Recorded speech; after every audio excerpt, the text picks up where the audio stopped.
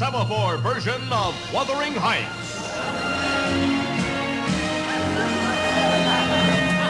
L'adaptation d'un média à un autre a-t-elle créé le langage visuel moderne? Recollons les morceaux ensemble.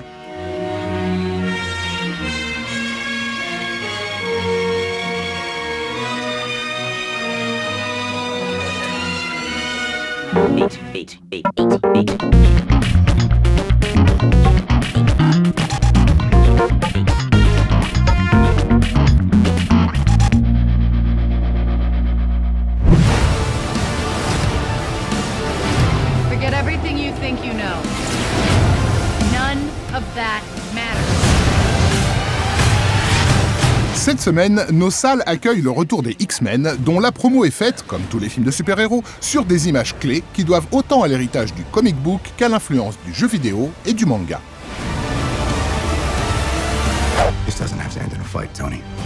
Bon, certes, au vu du récent Captain America Civil War, l'adaptation cross-média, c'est pas toujours ça.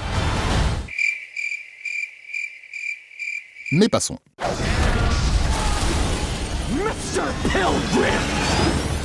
Car depuis 20 ans, un mélange des genres a façonné notre culture des images sous l'influence d'artistes qui ont spontanément adapté les grammaires visuelles d'une plateforme et d'un continent à l'autre.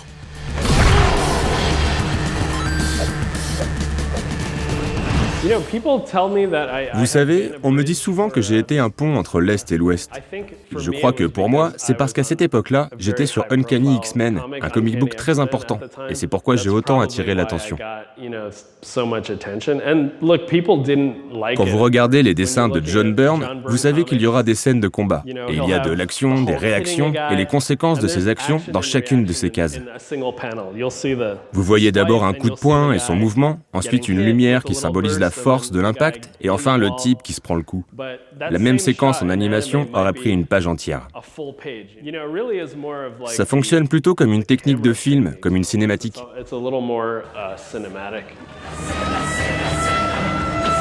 Tellement cinématique qu'à cette même époque, le milieu des années 90, l'idée d'adapter du manga pourra enfin être considérée comme une évidence cinéphile par certains jeunes cinéastes occidentaux.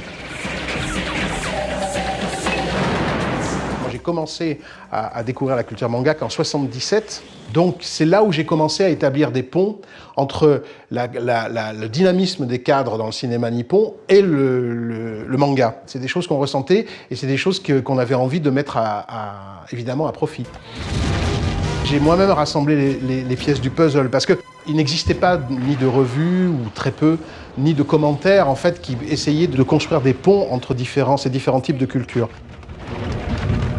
D'ailleurs, à l'époque, je me souviens très bien que la presse qui a défendu Crying Freeman n'était pas tant la presse cinéma que la presse des jeux vidéo, par exemple. Parce que, d'une certaine manière, la culture des jeux vidéo avait compris que le manga était sans doute le chaînon manquant entre les jeux vidéo et le cinéma, par exemple. Ils avaient très très bien pigé ça.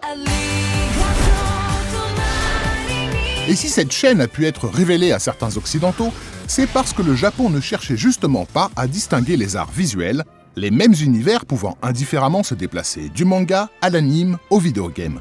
La seule nécessité étant un effort de traduction. Dans les comic books, votre personnage peut avoir l'air cool grâce à certains angles de caméra, donc vous savez que vous pouvez un peu tricher sur les postures. Dans les jeux vidéo, vous pouvez voir votre personnage sous toutes les coutures. Du coup, vous devez prendre en compte ses mouvements, comme dans les films d'animation.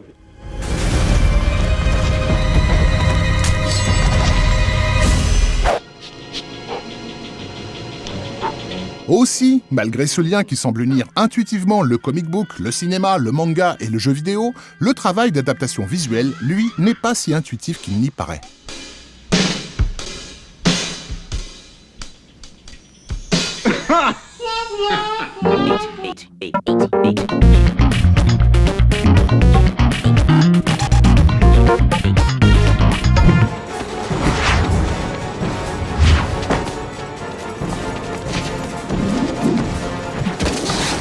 « 1999. Alors que toute la planète geek attend fébrilement la sortie de l'épisode 1 de Star Wars, une production modeste, The Matrix, réalisée par deux parfaits inconnus et sortie en période creuse, va révéler au monde ce mélange de comic book, de cinéma et de manga, que la décennie qui s'achève a patiemment synthétisé.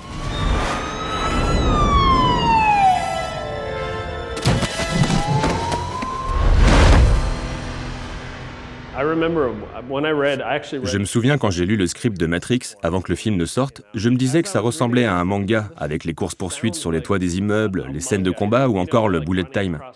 Je me demandais vraiment comment ils allaient réussir à montrer tout ça. C'était comme lire un mélange de Frank Miller et un script de dessin animé.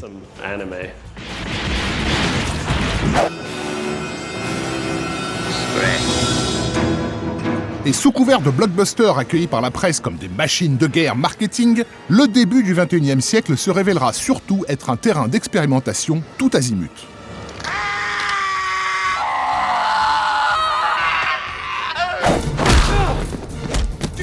Une alliance d'effets subtils et d'effets énormes, ainsi que les premiers essais de transition invisible entre acteurs réels et doublures synthétiques.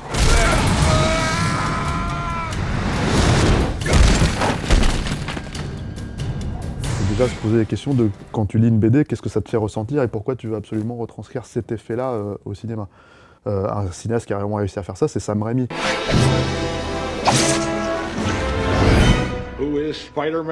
Un autre contre-exemple de choix de narration étrange, c'est par exemple 300 de Zack Snyder, où tu as cette charge de Léonidas qui commence à empaler tous ses ennemis, en plan séquence, j'avais envie de dire scrolling horizontal comme dans un jeu vidéo, quoi.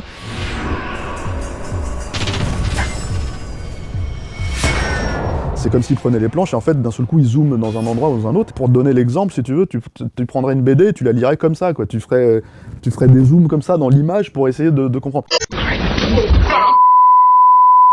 Holy Christ!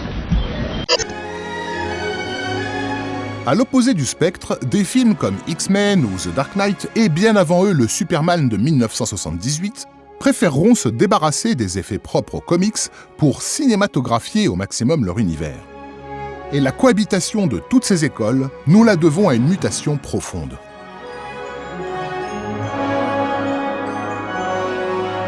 Le cinéma aujourd'hui, et notamment le cinéma de blockbuster par exemple, est de plus en plus un hybride en fait. C'est du cinéma mutant, c'est du cinéma qui a un pied dans l'anime, même hyper réaliste, mais ça reste de l'animation, et un pied encore dans le cinéma traditionnel avec des acteurs réels. Nettement facilité par évidemment l'emploi du CG, qui a ouvert en quelque sorte une sorte de boîte de Pandore. Ce qui m'a le plus frappé, c'est le moment où on voit ce plan, où on les voit tous côte à côte, prêts à affronter l'invasion extraterrestre. Et ce plan-là, c'est pour moi comme une planche de Kirby.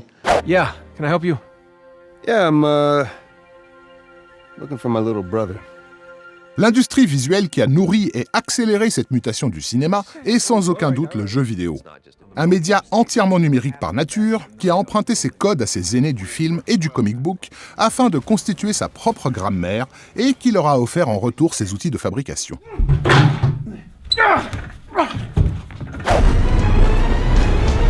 Dans un effet d'hybridation, les cinéastes pop les plus expérimentaux vont émuler à leur tour cette culture vidéoludique pour tenter de traduire, d'adapter ces codes visuels.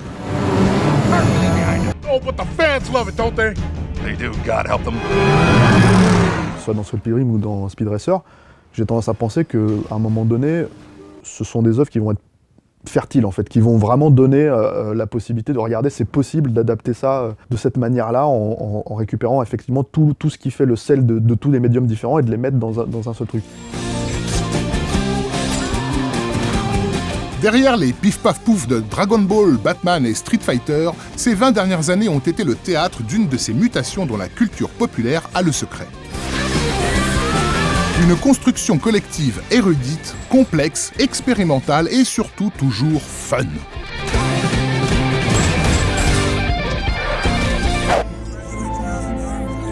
Ou comment, de façon souterraine mais avec la force de l'évidence, de multiples artistes ont modifié notre regard, affiné notre syntaxe non-verbale et nous ont offert une partie du langage visuel qui nous accompagne sur ce nouveau siècle.